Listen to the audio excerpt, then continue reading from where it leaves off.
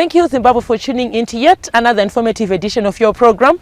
This is Agricultural New Directions Agribusiness in support of Vision 2030, and my name is Wadzanai Manyore. So this is a platform which was specifically created for our farmers here in Zimbabwe. We look at business finance, time value of money, production economics, to mention but a few, so that as farmers we are viable and sustainable in our enterprises. Now, if you look at our calendar here in Zimbabwe, we are now in the tobacco production season, ahead of our tobacco marketing season. We are just coming from the grading sheds, and we are back in our seedbed preparations. Some have already established their seedbed. Most of our farmers who are getting into tobacco production this year have already established their seedbeds. And this episode we are going to be focusing on tobacco production, the 2023 regulations. What do they require? What do they state? To kickstart this episode, I have taken the liberty of inviting Mr. Mahere. He is a plant nematologist here at Kutsaga. Mr. Mahere, thank you for joining us today. Thank you so much, Wadzanai. Hello, growers and all those following on different social media platforms and viewers in general. Now, Mr. Mahere, as we get into our discussion, we have what we refer to as pesticide approval scheme services. What is its importance to our farming community? Thank you very much, Wadzanai. First and foremost, is mandated by the Tobacco Marketing Levy Act to ensure that all crop protection agents are approved, tested and monitored under the Pesticide Approval Scheme Service. Through this act, we ensure that no tobacco will be treated with a remedy that is not registered. And the sale or reaping of tobacco that is treated with a non-registered remedy will attract a penalty. This is to safeguard the quality of our leaf. For you may appreciate, Wadzi, that over 90% of our tobacco here in Zimbabwe is exported. Yes. And the exportation of the crop is accompanied with meeting stringent international agrochemical regulations.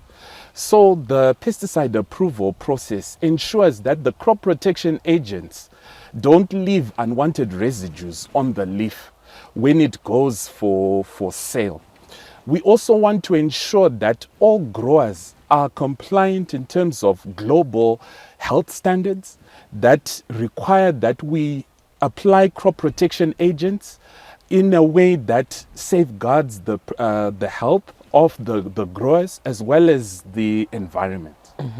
Now, moving right along, how does pesticide approval services scheme work? So the PAS process usually involves agrochemical companies who want to supply agrochemical products to tobacco growers.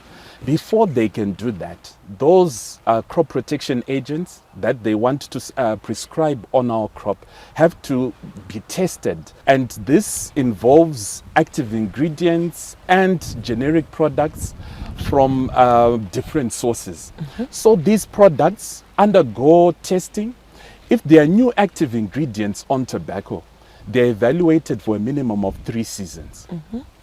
And if they're active ingredients that are already registered on tobacco, but from a different source, they are tested for just a single season. When we test these products, we try to identify the minimum rate of effectiveness, also to find the correct time of application, as well as the appropriate equipment that is used to apply these products. Thank you so much. That was very detailed. I want to know, in the industry where we are, we have farmers, we have stakeholders, we have you, the regulators, the researchers, we also have the Ministry of Lands. Are organizations and companies who are into chemical production compliant with what you're saying now? We are grateful, Wadzanai, with the cooperation that we are seeing in the industry. A lot of agrochemical companies come in with samples for testing. I can confidently tell you that over 100 products are tested under this PAS program every season. And this helps us to ensure that products are recommended for registration, and others we provide recommendations for better application. So we are happy with the compliance. Also, we have offices in all the tobacco growing regions of the country that also assist growers to be aware of products in terms of credibility and products that have undergone this process, because they usually get a TRB number on the products. So we usually advise growers to look out for that TRB number that comes with a registered product. Okay. Yes. Do you have any medium that you use to update our growers or the stakeholders in the farming community in terms of maybe your progress with PASS, with the pesticide approval services scheme? Because you would find that at the end of the day, we do have farmers in Karoi, who might end up purchasing chemicals that are not approved. Road, or someone just opens a shop or a flea market of that matter. We now have chemicals in my flea markets. So do you have a medium of a way of updating the stakeholders on the progress of PASS? Yes, Wadzanai, I'm pleased to say that we regularly provide updates to the industry, which are mainly the growers, on the list of products that are recommended for use on tobacco. This is done every quarter. We give quarterly updates through email, through our social media platforms, as well as through the offices I was referring to who are active in the tobacco growing regions. So this enables growers to be aware of the products that are no longer recommended on tobacco, as well as those that are. Thank you so much, Mr. Mahere. That was very detailed and straight to the point. I understand that our Zimbabwean farmers were taking notes and ensuring that they are listening to what our experts are saying in terms of tobacco production here in Zimbabwe. On that note, viewers, we're going to go on a short commercial break. We'll be right back with this and more in the second segment. Stay tuned.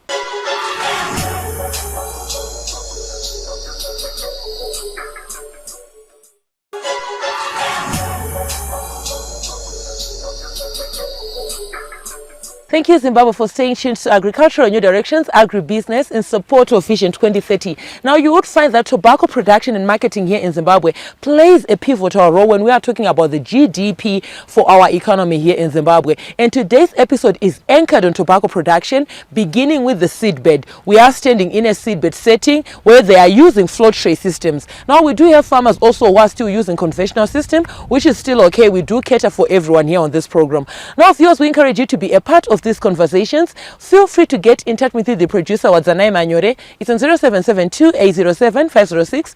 Alternatively, you can like our Facebook page, Agribusiness with Wadzanai. Make a follow-up on this episode and more, and leave your comments and suggestions. They are most welcome to us on our YouTube channel, Agribusiness with Wadzanai. We are also now available on Twitter, where most of these discussions do take place. It's at Agribusiness 110. Now, earlier on, before into the break, I was with Mr. Mahere. He was enlightening us on nematodes and how you can control or curb them within your field. At this point in time, I've taken the liberty of inviting Dr. Karavina, who is going to be taking us through the diseases that we might encounter in tobacco production, beginning from seedbed, be it float tray system or conventional. He is a plant pathologist here at Kutsaga. Dr. Karavina, thank you for joining us today. Thank you very much. At this point in time, Dr. Karavina, you'd find that we have two groups of farmers here in Zimbabwe. We have those who are still in conventional production systems, and now we also have new technological advancements coming in with the float tray system. Can we talk about the diseases that are a nuisance in seedbed production, both conventional and float tray system? Okay, thank you very much. In the float tray system, the main diseases are Pythium root rot, damping off, Soshin, and there's also a condition called algae that tends to be a nuisance in the float tray system. Okay, how do you curb these? Their management as well. How do you look at it and say, I think this is Soshin? Some of the characteristics or some of the symptoms that you see when you look at your seedlings, what are those and how do you manage them? Okay, for Pythium root rot, you get the roots turning, the roots rotting. You get the seedlings turning yellow, and that's a good sign that your seedlings are infected with Pythium root rot. For Soshin, you get some lesions on the stem of the seedling. That's a good, again, symptom of Soshin. And then for algal growth, you get a green substance that grows on the surface of the water. And sometimes you also get it on the media, your grow mix, where you're growing your seedlings. that is again a symptom of algal growth in the seedbed. Now you would find that diseases do have a source.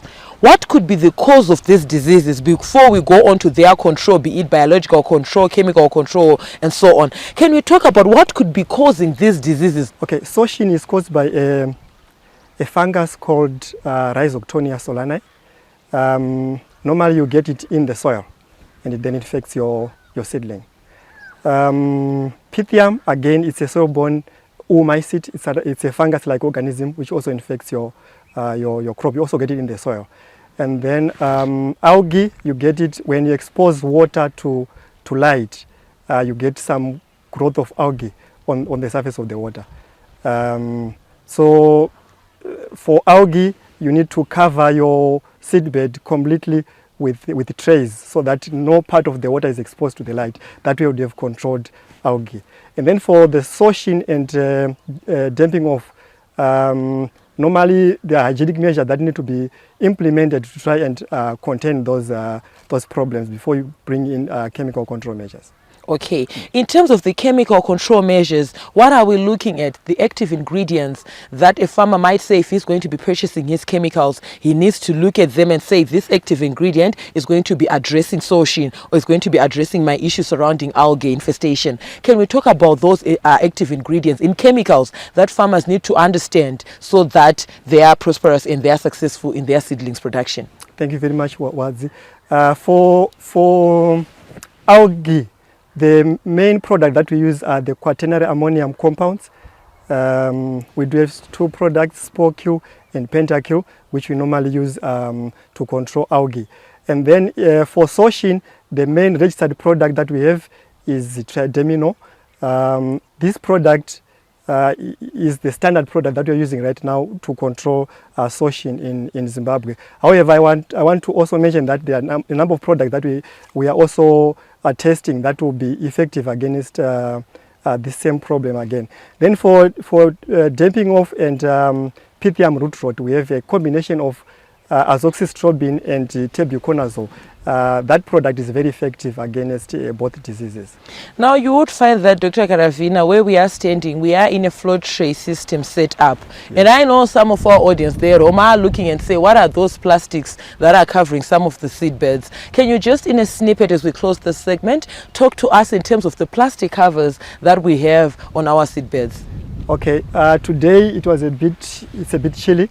So to protect the seedlings from frost damage, we have to cover them with this plastic. Okay, that was a very detailed presentation, and thank you so much for joining us today on our platform. Thank you.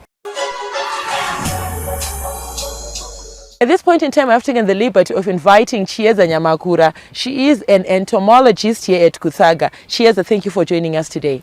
Thank you very much, Wadi.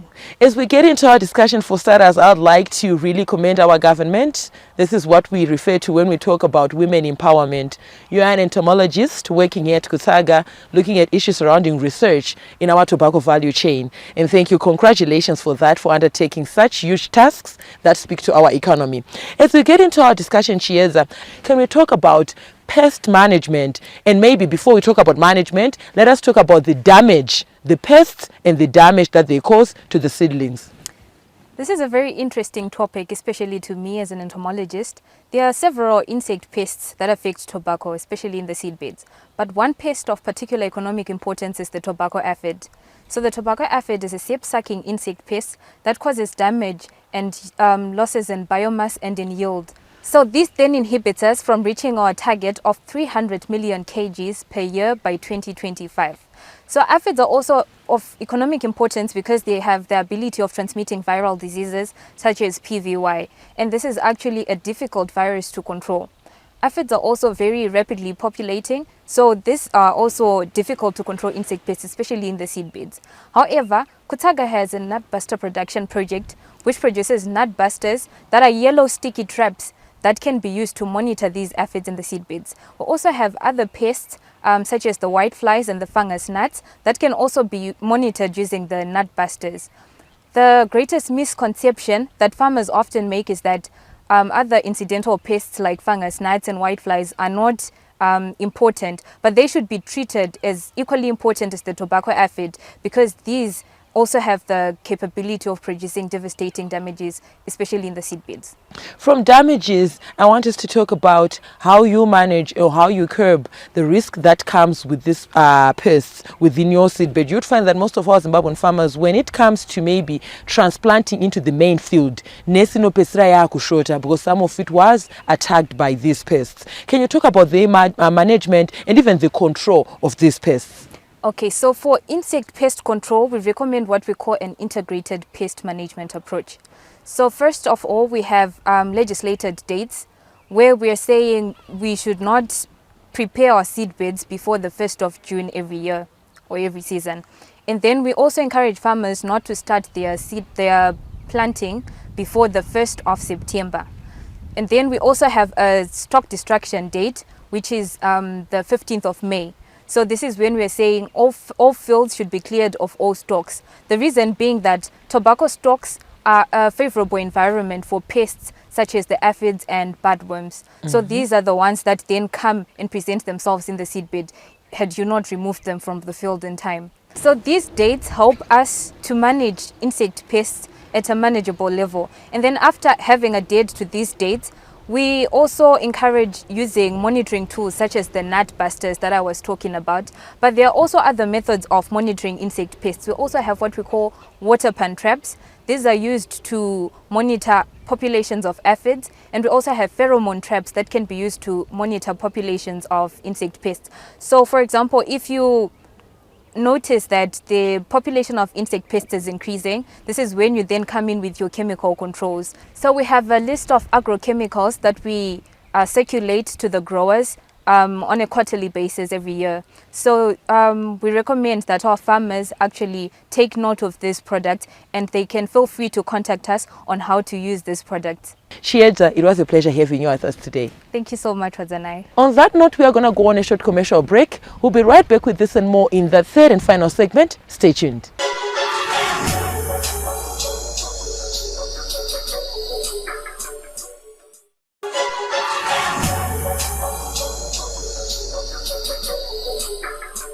Thank you, Zimbabwe, for staying tuned to Agricultural New Directions, Agribusiness in support of Vision 2030. We are here in the third and final segment of your program, where we are going to be looking at nematodes in tobacco production. They are just not a nuisance in tobacco production, but even for our potato farmers, I am sure you're going to appreciate this episode, given that it also includes you. Mr. Mahere, thank you for joining us. Most welcome. I understand that we have nematodes that can be a nuisance, not just in tobacco production, but even in potatoes. You understand that farmers are always having issues with nematodes.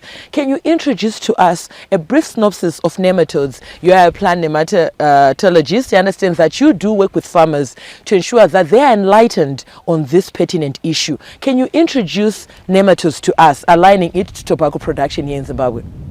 All right. Let me start off by saying that nematodes are soil-borne pests. They are microscopic, meaning to say they are not visible to the naked eye. They cause problems on plants that are similar to the problems that we have with roundworms in our stomachs. You know, children can encounter such infections and they can eat food but remain, malnourished. And in the same manner, plant parasitic nematodes also affect the ability of the plant, in this case tobacco, to grow in a way that enables vigor and a robust plant. So what we do is we ensure that we generate information on the management of nematodes. Yes. What remedies do you have in place, or what solutions do you have to curb nematodes when it comes to tobacco production? All right. Let me start off by saying that has invested hugely in imparting plant resistance to several economically important diseases on tobacco. Notable amongst those are root knot nematodes. That's why you find that most of our, if not all of our popular varieties have the acronym KRK. So the growers have a head start, because the plant breeders have ensured that we have resistance, plant resistance to nematodes. In addition to that, it is important for the grower to also get their soil tested for nematodes. This is usually recommended towards the end of the season, when the nematode infestation is usually at its peak. Once the grower gets a soil test, they are able to determine the nematode status and be able to get appropriate recommendations on how to control the pest.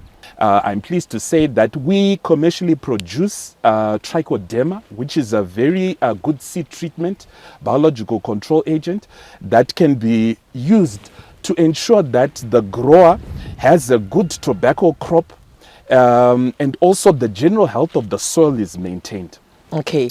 We also ensure that growers maintain suitable links with our plant clinic, making sure that if they have problems, they get assistance where necessary. At this point in time, I am joined by Fungai Zinyandu. She is an agronomist here at Kutsaga. Fungai, I'm so excited to be talking to another female who's also taking part in our agricultural industry. It is highly commendable. Congratulations. Thank you so much, Wazanai. Yes, as we get into our discussion, Fungai, we have reserved this final segment for you to talk to us in terms of weed management. But before we get to the management, can you talk to us in terms of the weeds that are a nuisance in tobacco production, from the seed bed, be it in float tray or conventional, up to the field where we transplant and our tobacco have a lifelong there in the field? Thank you, Wazanai. For starters, we can just say weed management or weeds are very important to manage, as well as the pests and diseases. Sometimes farmers may tend to ignore, but they have an effect on our yield and also on the quality of the seedlings. And for the most problematic weeds that we can say are in tobacco production, we have the yellow nutsedge, pende, some may say, and we have the upright stubber, chidongi, and we have Mexican clover, parsley, and we have our crossfoot, annual timothy. There are various weeds that we have in tobacco production, and these weeds have an effect on the quality of the crop and also on the yield. Can you talk to us in terms of weed management so that our farmers are successful in their enterprises? So in the field, we have the pre-emergent herbicides, which I mentioned earlier, clomazone, S-metolachlor, sulfentrazone. These should be applied at least within 3 days of transplanting, and they have to be followed by what we call a settling in irrigation of about 15 mils per hectare, which will incorporate the herbicide in the field. And for the post-emergent herbicides, they have to be applied when the weeds are still at seedling stage, so that the grower can have effective control of the weeds. Because when they are applied now, when it is applied when the weeds are at vegetative state, the herbicide will have an effect, but it will not fully perform to its standard. So we just urge our growers to use the herbicides within the expected time, so that they can have full benefits of the herbicide. Finally, Fungai, as we close in a snippet, can you talk to our Zimbabwean farmers in terms of a good working relationship between you, an agronomist, and them as the farming community? We just encourage our growers to have a good relationship with the agronomists, because they may have information that will help them to reach their goal that they want. Those are the profits. So these agronomists and the extension officers, they have information that is of paramount importance to the growers. Thank you so much, Fungai. That was a pleasure having you with us today. From me, your host, Wazanai Manyore. I'm also on Instagram. It's a W Manyore, and the crew behind the scenes. Have yourselves a fabulous evening. Thank you for watching.